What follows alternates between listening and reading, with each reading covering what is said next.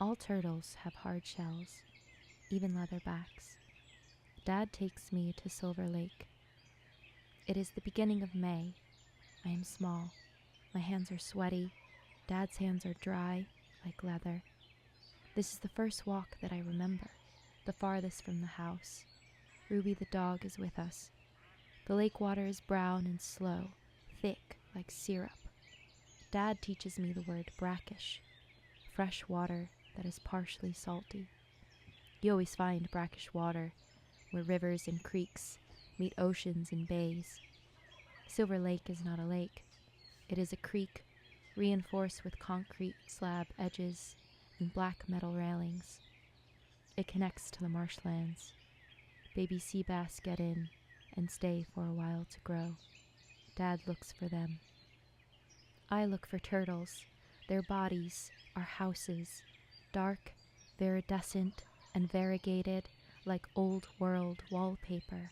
They pile on the broken concrete slab and on each other near the small tunnel. They are little day moons, hot and basking, baking the red-yellow vine stripes that vibrate like wet paint along their necks.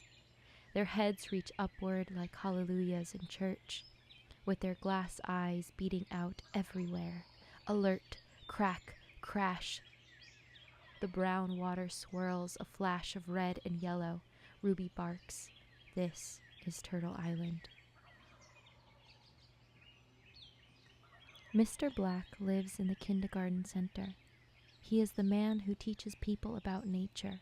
He knows all the names of all the animals. He is bald, with a long gray-white beard. Every day he wears a black shirt tucked into Levi jeans and a black bandana with an osprey feather wrapped around his head. His room is yellow and filled with animals, fossils, shells, feathers, leaves, rocks, branches, and books with scientific illustrations. Near the windows, there is a scaled model of the inside of a human body and a scaled model of the inside of a chicken laying an egg. Mr. Black smells sweet, like fresh pine, timothy hay, and a simple musky soap that old men use to wash their hair and body. Today Mr. Black let me hold a chicken. The feathers were soft and the underbelly smaller than I expected. I was told by my teacher to clean my hands. Past the turtle doves, guinea pigs, mice, and snakes, Mr. Black brings us to the fish tanks in the back corner. There are fish called guppies, black tadpoles, frogs, and painted turtles. These are smaller, but the same as the turtles in Silver Lake. Now I see how they swim underwater, fast from one side to the other. They tap their noses on the glass in a rectangle. Mr. Black dips his hand in the tank. Gently he holds a turtle, lifting them up above our heads, and his arm hairs hold the tank water in saturated bubbles. Gravity is a force. The bubbles turn to beads, finding paths towards his elbow and wrist. Drip, splat, on the pale speckled yellow linoleum tile. Mr. Black teaches us about Turtle Island. It is the beginning of the world, a legend from the 5 nations, the Iroquois people. There are various retellings. The first recording in English was by a Cherokee Scottish man, John Norton, in 1816. It begins with the sky people who live above the sea. The daughter of the Great Spirit becomes pregnant. This is forbidden. Enraged, the Great Spirit pulls a tree from its roots, creating a massive hole in the land of the sky people. He banishes his daughter by throwing her down the hole. To avoid his daughter's complete demise, the Great Spirit calls on the Great Turtle to rise from the sea to catch her. The daughter of the Great Spirit lands like a drop of water on the back of the Great Turtle. Drip, splat. With the slick mud she finds on their shell, she begins to form the earth. and it is here she gives birth to a daughter. As her daughter grows, the island grows, and in time her daughter is old enough to marry. Many proposals come from other spirits disguised as humans, but one man with 2 arrows is worthy. He places each arrow on each side of his bride and vanishes. Soon the daughter of the Great Spirit is pregnant with twins. At the time of their birth, the twins argue which way to leave their mother's body. The wicked brother says to the good brother, "Let us leave from her side." The good brother replies, "But that would kill our mother." The wicked brother agrees to follow the good brother out of the womb. Once the good brother, now older, enters the world, the wicked brother betrays him. Their mother dies. Turtle Island is North America. There is now love and war. I had a dream last night that my older sister became pregnant and she did not tell me. I am furious. My cheeks are wet, salt-rashed, and tender. I hiccup. My stomach hurts and there is snot puddling in the back of my throat like a fat frog. She is across the Atlantic. I am not home. I am in the old world, Scotland. I see her on the shore as if I can swim there in one stroke. She is standing on the dock, not telling me about her baby. She celebrates the good news with her family. I jump in the water. I swim as if I am a fast bird with oiled feathers, like a loon or a cormorant. But I am not a bird. I am a woman. I choke on salt water. I am exhausted. I see a bright green buoy. The circumference of where it sits in the water is covered with dark red algae. My fingers, pruned and slick, slip as I grasp the edge with my whole body to lift myself up.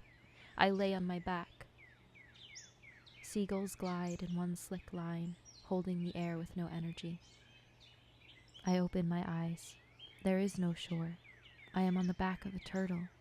"Would you like to come inside?" he asks. "It is a church in here," I say. "Gothic and glowing." The turtle says, "You are the one who returned me to the water. Do you remember?" And I say, "No, you are a stranger to me." It smells round, damp, and woody, like frankincense. He says, "It was when the boat broke my shell. You will remember someday."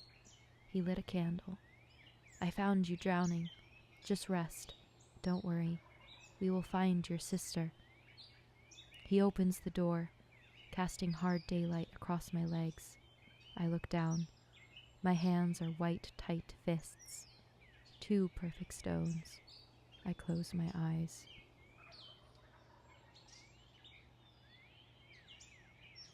Here begins the Book of Beasts. Inside are wild living things. They are called animalia, animals, or animantia in Latin, because they are animated by breathing. I am animated by breathing. I am an animal. I am a woman. I am a beast. Lions are the king of beasts. They are the most ferocious, even more so than tigers, bears, and wolves. Lions are born dead. 3 days after their birth, fathers breathe life into their lungs. They fear nothing but wheels and fire. They are vexed by the bite of a scorpion and die by the bite of a snake. They are loved by men because they terrify men. As such, they appear everywhere, petrified in place and time, in photographs, on family crests, as statues that flank the entrances of libraries, on royal coats of arms, in paintings, behind bars of a circus, behind bars of a zoo, and mounted above fireplace mantles of terrific living rooms. Despite their power, their majesty, their courage in their hearts and their resolution in their heads, lions are hunted. Ordinary people do not see lions move. It is June. The greens are new. I look for wildflowers. Lions roam everywhere, especially on the mountain peaks and in the prairie grasses. Dad says that if there is a lion, You will never hear them. You will never see them. You will only know them when they are on you. I jump around, nothing but birds, heather, and damp leaves. To communicate across prey, lions will chirp like birds to each other. I thought Goliath was a lion. Goliath is a giant man that David kills in the Bible. There are Goliath spiders, frogs, fish, and beetles, each named Goliath because they are the largest of their kind. Are giant men more ferocious than lions? What makes a man giant? What makes a man Goliath?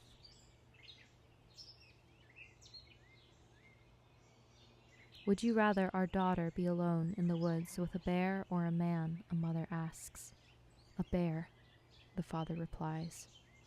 Bears are born without form. Mothers lick them into shape. This is their beginning. As adults, bears can heal themselves. They lick the sap of a tree onto their wounds. Bears love sweet things, like honey, berries, birdseed, and danishes, especially the ones filled with jam. Ruby looks like a bear cub. She is a dog. It is July. It is humid. Sweat permeates, and I cannot tell if it is coming from within or without, from the air, the leaves, or myself. Everything is liquid and green. The ground, the bush, my body. We pick raspberries. Mom screams. I scream. Mom laughs. I laugh. Rhapsody. Ruby runs through my legs. My fingers are stained. I lick blood from my thumb, where a thorn embeds itself. I can taste the sweet. I can taste the iron. Once I fill the bowl, we'll have enough for pancakes or pie. We are drunk. We are animals who like sweet things.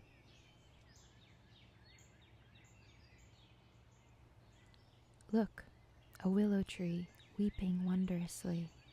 What a melancholic figure. It is the tree for lovers, or painters and poets. It is called Willow Tree, salix in Latin, because it springs swiftly, meaning it grows rapidly, especially by creeks and riverbeds. To walk around or under is to feel as if you are held by an old lady who has traveled the world but can no longer walk. The green veins in her hands bulge, but when you touch them they melt under her purplish paper pastry skin, like jellyfish in water. As you do this, she whispers, holding on to you ferociously, I am not letting you go until you tell me how you got here. You smell her powdery perfume as you say, I flew. Often I cannot distinguish dreams from real life. Amnesia. It is American to forget the past. I open my eyes. This city is a medieval house. It is August. I duck my head through the doorways. The moon is heavy, dangerous, deliberate, and brighter than the lights on the crescent cobblestone streets. As I walk home, I am cast in the color yellow and the color white, and scattered all over. My feet lift off the ground. I am between Arthur's Seat and Calton Hill. Higher up, Edinburgh becomes flat. I cannot distinguish between the valleys and peaks. Higher up, the clouds surround me. Higher up, the horizon curves. Higher up, I see the country, the Atlantic and the North Sea. Higher up, it is not the earth that pulls me. Higher up, the earth is a sphere. Higher up, I sit on the moon. I'd like to think we would have a conversation, but the moon is silent. Here there is no color, because there is no life, only gray, white, black, and dust. The landscape is not made from water, but from the impact of other landings, craters, and footprints.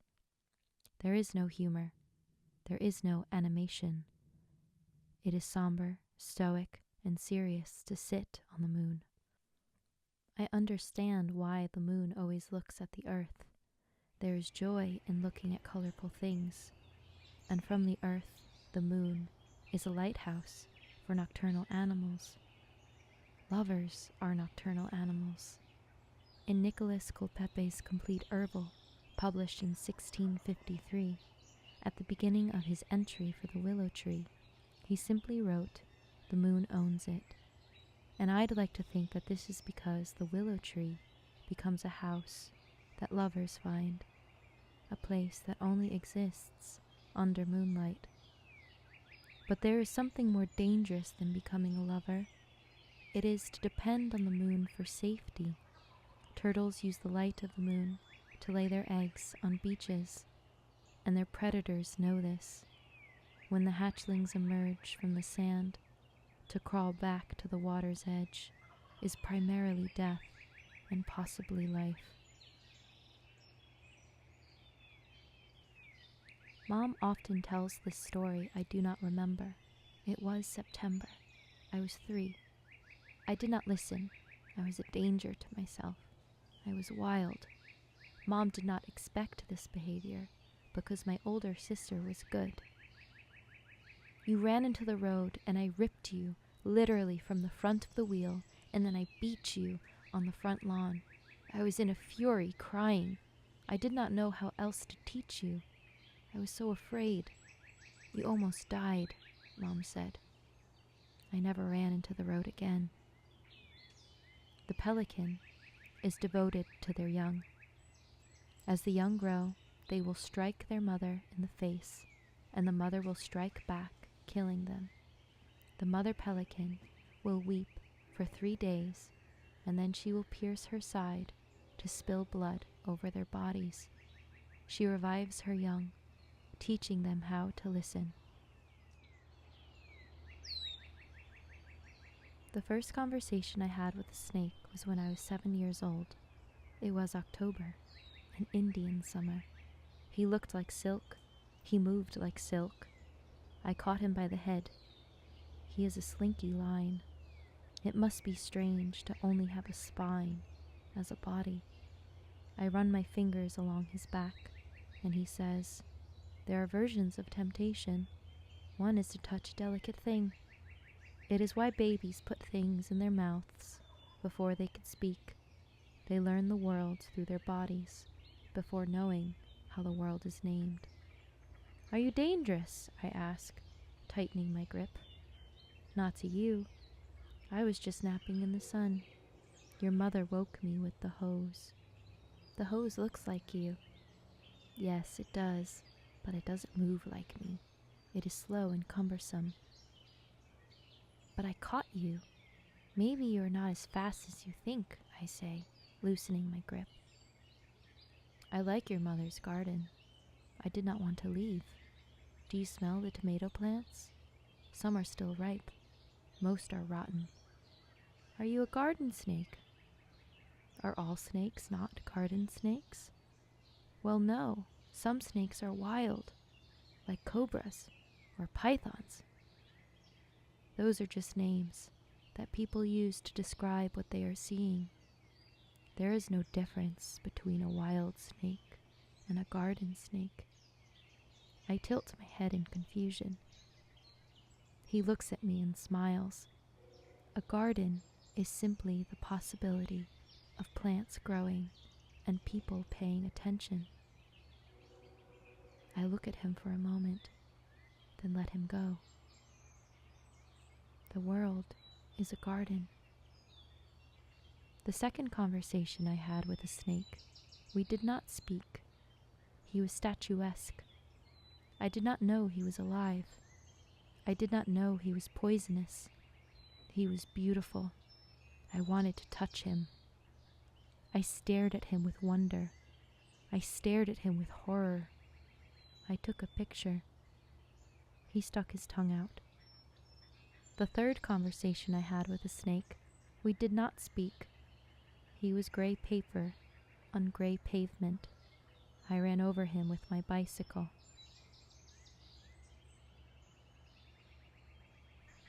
In November, I imagined my bicycle to be a horse. I let go of the handlebars and put my arms up like wings. At the dead-end street, we look at the ocean. We are all the way west, looking west. We are all the way east, looking east. We could glide anywhere. Horses are instruments of war. Kings ride on their backs. Grasslands are battlefields. Horizons are conquest. Of all animals, horses know the color red the most. They weep for their slain or dying masters. How gracious they are to gallop with brutality. It is not their choice. I forgive them for moving forward. I am not a king. I am a girl who loves horses for their beauty and the freedom I might feel if I were to ride on their back. It is getting dark. The street lamps turn on.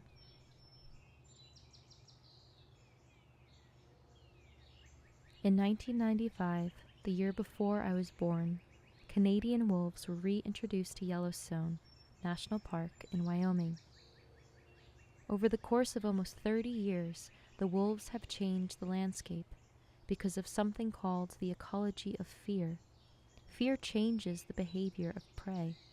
This has a cascading effect. Knowing predators are around, prey will move more quickly to different areas, grazing less and allowing more plants to flourish, encouraging a greater biodiversity. Scientists are astonished by this phenomenon and what this means for future conservation efforts. It is said that wolves' eyes shine in the night like lamps because the work of the devil seems beautiful and wholesome to blind and foolish men. Maybe this is because foolish men do not look at the world in its totality. Mom has always warned me of wolves dressed in sheep's clothing. I am only afraid of wolves when people are described as them, in the same way that people are described as snakes. Animals are appropriated as symbols to describe humanity: good, evil, beautiful, ugly, complicated, and contradictory. The way animals live in my imagination, it is hard to distinguish them between symbols and real living things. I watch wildlife documentaries as a remedy. Photographs and videos show animals not as they are imagined, but as they are observed. Grandpa was a hunter. He has a wolf skin from Alaska that hangs on the staircase banister. As children, my sister and I would take turns wearing it, chasing each other through the house. With the skin on our bodies, we each transformed. I am afraid of her, and she is afraid of me. The last wolf in Scotland was killed in 1680. With the success of Yellowstone, there are talks amongst the science community of reintroducing the species. This effort is called rewilding. Some farmers are afraid. In January, I saw a unicorn at dawn. The unicorn rivals the lion. Unlike the lion, the unicorn cannot be hunted. The only way for a hunter to capture one is if they first lie in a woman's arms. The moon and the sun were both in the sky. I will never say where I found them. In February, I dreamed my sister's baby was a fawn. I needed to hide her somewhere safe. We walked for days, following the paths of other deer to a place I have only read about, that I fear is dying because of me. We crossed a river and then an ocean, and each time I let her rest her body on my back as I swam. We found an island. It was long. The grasses were high and tender. We lived there and called it home. In March, I dreamed my sister's baby was an orange-yellow flower. I did not know how to feed her. It was dark. I thought I killed her, until the sun appeared. She blossomed like a phoenix in fire, becoming so bright and beautiful I could not see.